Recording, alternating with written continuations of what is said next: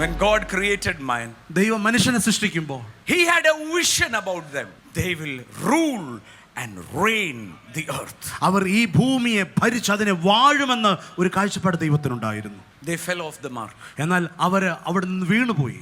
And then started wickedness. അവിടുന്ന് പാപം ആരംഭിച്ചു. Genesis 6:5 the Bible says, ഉൽപ്പത്തി പുസ്തകം 6:5 പറയുന്നു, God saw the wickedness of man.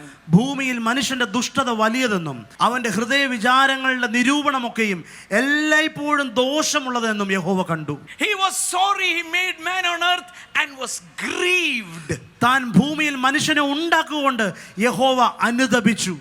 I wanted to walk that he will walk with me. അവൻ എൻ്റെ കൂടെ നടക്കണമെന്നാണ് ഞാൻ ആഗ്രഹിച്ചത്. Not only did they leave me, now they have become wicked.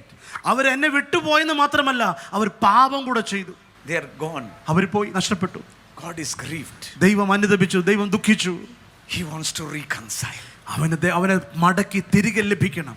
And that happened on the cross. അത് ക്രൂശിൽ സംഭവിച്ചു. God reconciling you and me to him through Christ. ദൈവം ക്രിസ്തുവിലൂടെ എന്നെയും നിങ്ങളെയും അവനോട് നിരപ്പിച്ചു. Ephesians 4:24 the Bible says, എഫേസ്യർ 4:24 പറയുന്നു, word which was in Genesis he created in righteousness and holiness like him. എഫേസ്യർ 4:24 ദൈവത്തിന്റെ വചനം ഇങ്ങനെ പറയുന്നു, ഉൽപ്പത്തിയിൽ ആദിയിൽ മനുഷ്യനെ സൃഷ്ടിച്ചതുപോലെ തന്നെ സത്യത്തിന്റെ ഫലമായ നീതിയിലും വിശുദ്ധിയിലും ദൈവാനുരൂപമായി സൃഷ്ടിക്കപ്പെട്ട പുതു മനുഷ്യനെ അവൻ ഉണ്ടാക്കും. That is you and me. അത് നിങ്ങളും ഞാനുമാണ്.